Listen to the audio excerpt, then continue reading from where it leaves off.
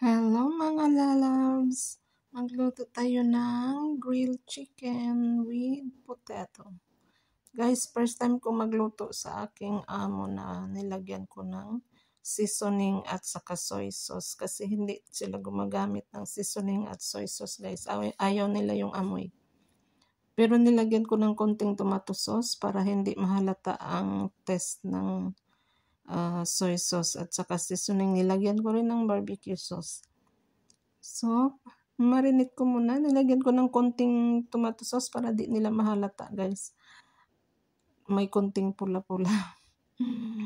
Tapos, ninarinate ko muna siya, guys, bago ko siya nilagay sa oven at nilagyan ko na rin ng putat para hindi masyadong halata.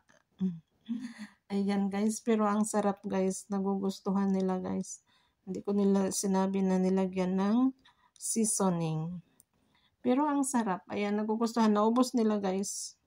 3 lang sila kumain. Naubos nila yan. Ayan ang ating video for today. Thanks for watching. God bless.